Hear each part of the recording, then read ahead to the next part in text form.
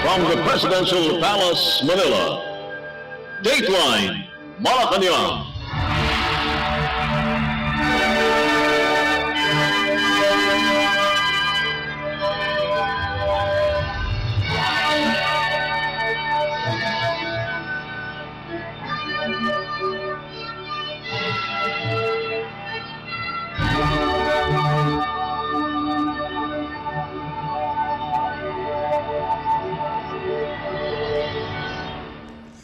Good day. This is Dateline Malacañang. Continuing the administration's commitment to ensuring the swift recovery of typhoon-affected areas, Philippine President Ferdinand R. Marcos Jr. on Tuesday led the distribution of various government assistance to communities hit by Super Typhoon Pepito during his visit to the Virac Sports Complex in the province of Catanduanes. The President handed over a check amounting to 50 million pesos from the Office of the President or OP to the provincial government of Catanduanes. Likewise, the Department of Social Welfare and Development or DSWD provided food packs to the typhoon victims gathered during the event. Prior to the main program, the Chief Executive conducted an aerial inspection over the entire province of Catanduanes to assess the extent of damage in areas where the super typhoon made landfall last November 16th. Let us listen to the speech of Philippine President Ferdinand R. Marcos Jr. during the event. Kaya po kami nandito dahil nag-inspection po kami at tinignan namin sa helicopter, nakita namin kung ano yung mga naging damage. At tama naman, mukhang tama naman yung mga rini-report sa akin nung kami nasa Maynila at tinitignan namin ang sitwasyon dito sa inyo, ay talaga ang naging problema dito ay yung hindi masyado sa ulan, ngunit ang lalakas ng hangin. Kaya ay umabot yata rito ng 230 kilometers. At saka yung pagkabugsok ng hangin, umaabot ng 300 plus kilometers per hour. Napakalakas po yun. At hindi naman kataka-taka. Kaya nung umiikot kami, nakikita talaga namin yung mga yero ng mga building ay parang tinalupan na prutas at nawala lahat ng mga bubong. At nakita natin yung mga light materials lamang ay mga light construction materials lamang ay talagang dala dahil sa lakas ng hangin. Kaya nandito po kami upang magbigay. Ito po nasa likod ko. Ito po ang mga relief goods namin. Ito ang food pack. Ito po ay pagkain sa bawat isang kahon para sa isang pamilya. Makakatagal po ito ng mga 3 araw. Mga halos ganun, ng 3 araw. Kaya lahat po ng nasa evacuation center na hindi pa makauwi ay binibigyan po namin nitong hanggat kailangan po ninyo. Walang deadline po ito. Hanggat kailangan ninyo na magkaroon pa ng food pack, magpapadala pa rin kami ng patuloy na pagpadala ng food pack. Pati yung mga na-displaced, na nawalan ng tirahan, na napunta sa bahay ng kanilang kapitbahay, ng kanilang kamag-anak, ng kanilang kaibigan, ay sila rin ay bibigyan po natin ng food pack at tuloy-tuloy ang suporta po ng ating gagawin. Kasunod na dyan, nakita po ninyo, meron dito ang IX payout. Ito naman po dahil ang mga iba't ibang pamilya ay may pangangailangan na hindi lamang food pack. Meron po kami mga sanitation, meron pa kami mga medical kit. Ngunit iba't ibang pamilya may pangangailangan na iba-iba. Kaya meron din tayong binibigay na cash assistance. Itong cash assistance para magamit po ninyo na pambili. Kung may maliit kayong bata, pambili ng gatas. Kung meron kayong inaalagaan na may sakit, makabili ng gamot. Yun po, para yan po yan. At patuloy din po yan. Para naman patuloy natin tinutulungan ng ating mga kababayan na nangangailangan. Ang susunod talaga, pagkatapos po ng itong itinatawag na relief goods, yan po, ito yung food pack, ito po yung sanitation na pack, yung medical kit, lahat po yan. Bukod pa riyan, ay nakita naman po natin, kagaya ng aking nabanggit, ay ang talagang tinamaan, ay ang mga struktura ng mga bahay. Kaya ang reconstruction ngayon, ang ating bibigyan ng pansin. Dahil kailangan po nagbibigay po kami, hindi pa wala pa rito, ngunit susunod na po. Magbibigay po kami ng mga building materials po, mga yero, mga 2x2, pati martilyo, pati pako, magdadala po kami para kahit papaano masimulaan ninyo ang pagpaayos ng mga inyong mga bahay, yung mga damaged na bahay, at saka yung ang tinitingnan po namin ay yung damaged homes at saka fully damaged homes. Yung fully damaged homes, wala na, hindi na maayos, kailangan magtayo ng bago. Yung partially damaged, yun pwede pang ayusin.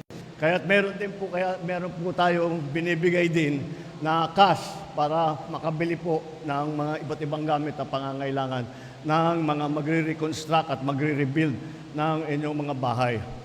Ang susunod namin dyan, siyempre, kasabay niyan, ang kasabay po ng reconstruction ng mga individual na private na tirahan ay ang mga government buildings na tiyak po tayo, okay naman ang ospital, mga government buildings na nasira.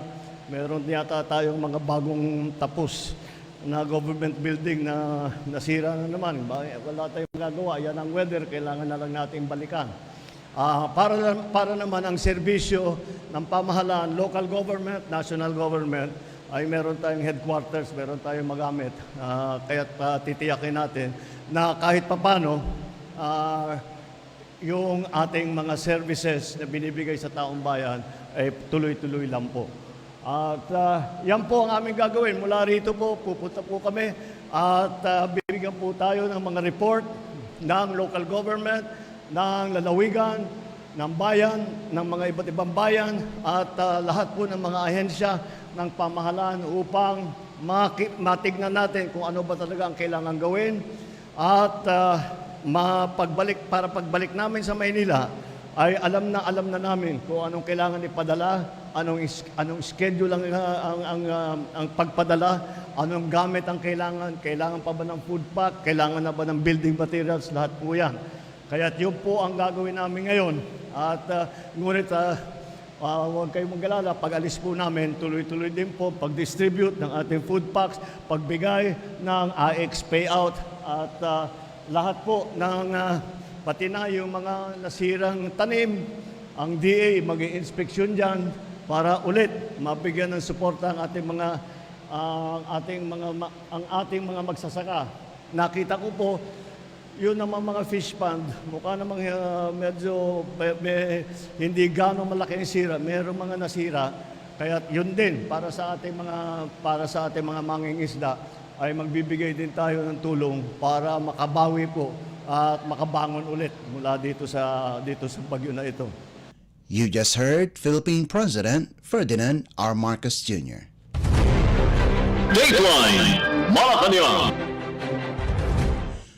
Philippine President Ferdinand R. Marcos Jr. on Monday expressed gratitude to first responders and local government units or LGUs for working tirelessly as consecutive typhoons battered parts of the country in recent weeks. In a media interview, the president reported one fatality in the province of Camarines Norte due to the onslaught of Super Typhoon Pepito. The chief executive then thanked all those who worked to ensure the safety of Filipinos from the devastation brought by the typhoons, noting that Pepito wasn't as bad as we feared. Likewise, President Marcos thanked the public for heeding the call for cooperation, especially in monitoring and following government alerts. President Marcos Jr. has assured that relief operations and recovery efforts will continue in affected areas. The Philippine president also appealed to Filipinos to exemplify the spirit of Christmas and help those affected by the typhoons. Pepito, the sixth tropical cyclone to hit the Philippines in a month, dumped torrential rains and unleashed typhoon-force winds over the majority of Luzon and parts of the Visayas starting on November 15th, triggering flooding in several areas, especially in the Bicol region, which was battered by severe tropical storm Christine in late October. Pepito made landfall over Aurora Province on Sunday afternoon and crossed the landmass of mainland Luzon. It has weakened and is now moving over the West Philippine Sea. Well, we have been monitoring Pepito all night. Unfortunately, I'm sorry and saddened to report that meron tayong casualty na isa sa Cam Norte. And you know my feelings about that is that one casualty is one casualty too many. So that is unfortunate. However, I still would like to congratulate, kailangan pasalamatan natin lahat ng mga first responder, yung mga LGU, lahat ng mga nagtatrabaho na pang-anim na nila. Ito, I'm sure that they are exhausted. I am sure that they have they continue to do and work with as hard as they can. Kaya tayo po yung nagpapasalamat sa kanila. At sa taong bayan din. At sila ay tumutulong at hanggat kaya at sinusundan naman ang ating mga bulletin tungkol sa kung anong kailangan gawin. Kaya kahit papano sa lakas ng Pepito ay hindi kasing sama ng aming kinakatakutan. It wasn't as bad as we feared. But now we will now carry on with the rescue of those isolated areas and the continuing relief for those who have been displaced and have no means to prepare their own meals and have no water supply. So yung ating relief na ginagawa kagaya ng dati. Rebuilding will also start to continue as well. So sana naman pagkadating ng Pasko, tayong mga Pilipino, alalahanin naman natin ang mga ating mga kababayan na kahit na sinasalanta at kahit papaano sana yung ating sanang gawing papamasko, pamahagyan natin sa kanila. Kawawa naman at sila'y naghihirap. Philippine President Ferdinand R. Marcos Jr. Dateline Malacañang. Malacañang on Tuesday advised government agencies and offices to avoid holding grand or lavish Christmas parties to show solidarity to those affected by the successive typhoons that ravaged parts of the country in less than a month. Executive Secretary Lucas Bersamin said this is in line with the call of President Ferdinand R. Marcos Jr. to exemplify the spirit of Christmas by helping those affected by the calamities. In a statement, Bersamin said, "This call is in solidarity with the millions of our countrymen who continue to grieve over lives, homes, and livelihoods lost during the 6 typhoons that pummeled the country in a span of less than a month. Majority of Luzon and parts of the Visayas are reeling from the effects of torrential rains and typhoon-force winds after a record 6 consecutive typhoons hit the archipelago since October 21st. An official guidance in writing, according to Bersamin, is no longer needed because they believe in the kindness of fellow government workers whom they fully trust can unilaterally adopt austerity in their celebrations. Instead, government agencies are urged to donate their savings from scaled-down celebrations to calamity-hit communities. Bersamin assured affected Filipinos that the Christmas spirit will be felt early through the government's sustained relief and recovery efforts. Dateline Malacañang.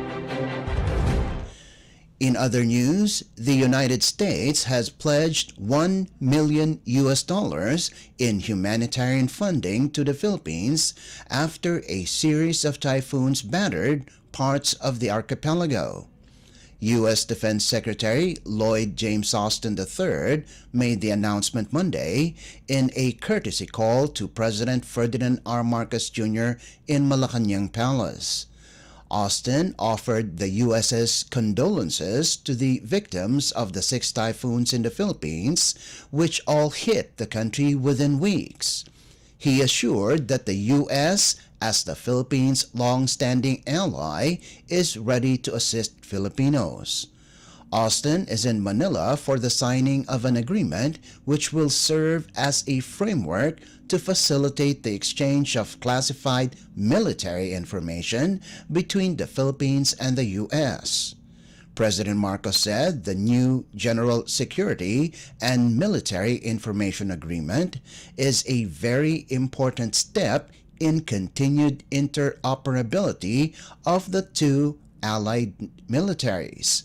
The President likewise cited the importance of Enhanced Defense Cooperation Agreement or EDCA sites in the disaster response capabilities of the government, particularly in pre-positioning relief goods, personnel and equipment, as well as in rescue operations.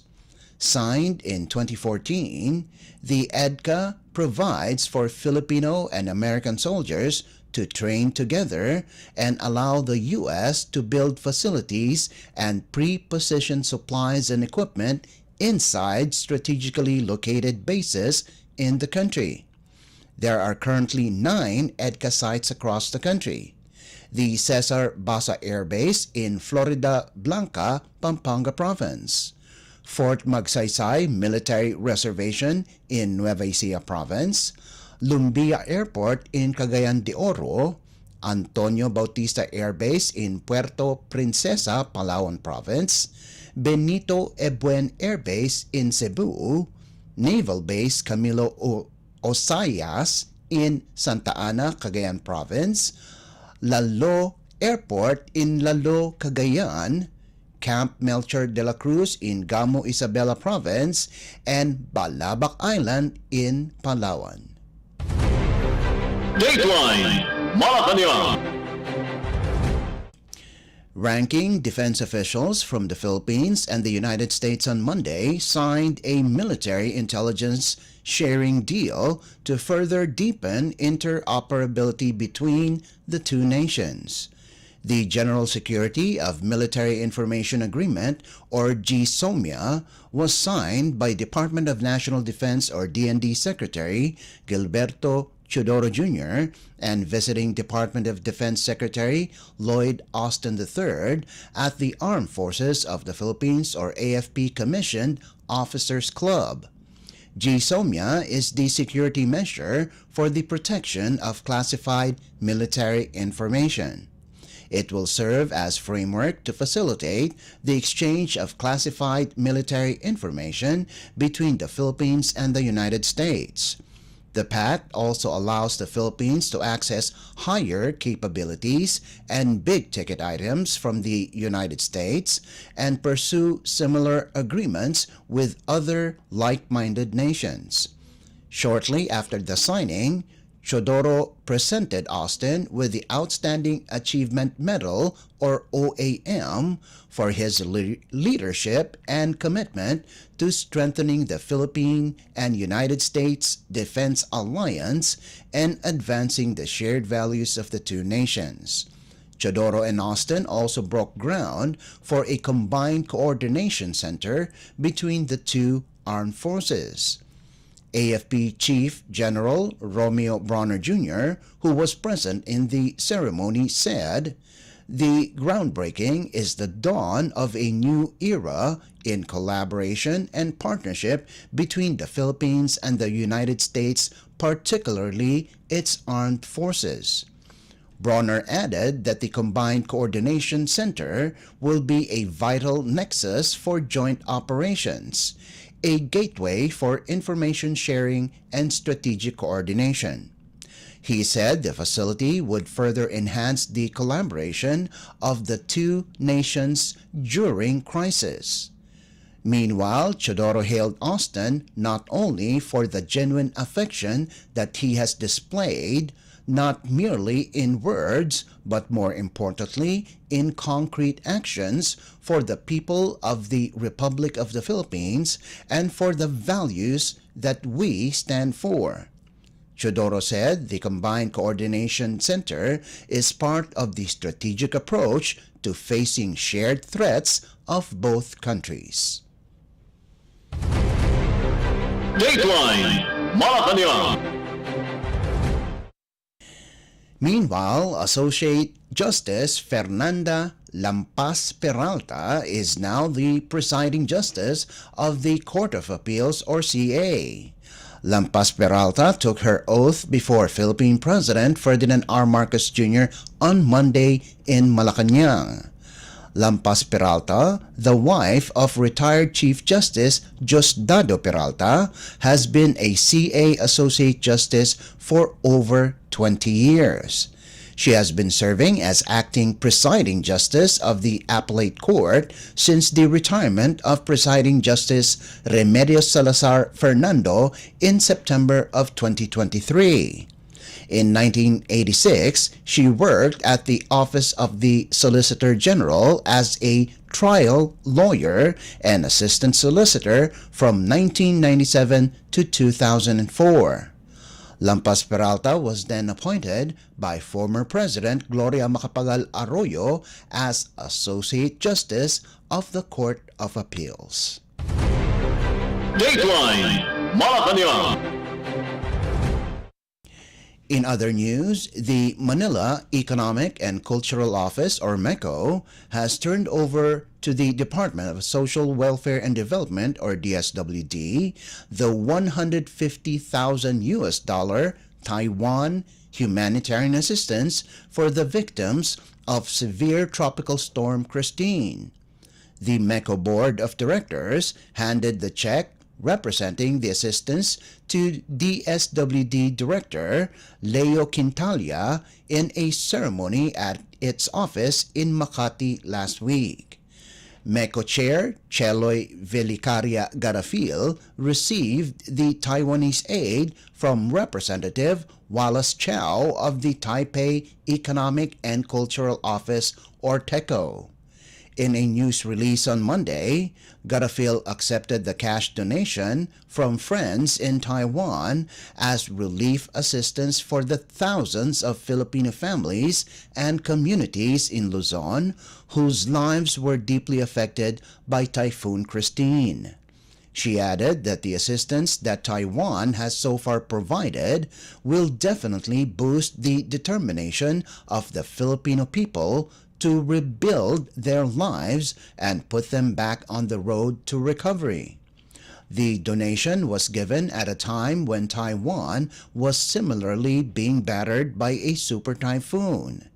In October, MECO received 500 metric tons of Taiwan rice as part of a 2,000 metric tons rice donation for calamity victims. Dateline Malacañang. And finally, the Philippines Department of the Interior and Local Government, or DILG, on Monday lauded local government units, or LGUs, for their quick and efficient preemptive evacuation of residents at the height of Super Typhoon Pepito, resulting in just 2 confirmed casualties as of November 18th. In a television interview, DILG Secretary John Vic Remulla said he thinks this is the best response ever in the history of the Philippines. After Christine, the country was hit by Leon, Marce, Nika, and Ophel just days apart from each other. Remulla said LGUs in the affected areas closely monitored the situation on the ground and oversaw the disaster management efforts in their localities. He also lauded DILG-attached agencies such as the Philippine National Police or PNP and the Bureau of Fire Protection or BFP for deploying over 20,000 to assist the LGUs in evacuation efforts. The DILG secretary said the biggest lesson in the successive tropical cyclones is for the LGUs to be firm in implementing forced evacuation and for the public to heed local authorities. Remulla said 2 persons were reported dead in Nueva Ecija province due to Pepito. He said the 2 fatalities refused to evacuate as they wanted to secure their houses by the river. Dateline Malacañang. Before we conclude our program, Radyo Pilipinas World Service of the Presidential Broadcast Service is heard over the following shortwave frequencies: 9.475 MHz, 15.640 MHz, and 17.820 MHz. You can also visit our Facebook page and YouTube channel at Radyo Pilipinas World Service. You will be able to hear and view our Filipino and English programs, including news updates here in the Philippines. Kindly subscribe, like, and share our posts as well. And that concludes this edition of Dateline Malacañang. For Radyo Pilipinas World Service, this is Leo Magpayo. Good day and stay safe. From the Presidential Palace, Manila, Dateline Malacañang.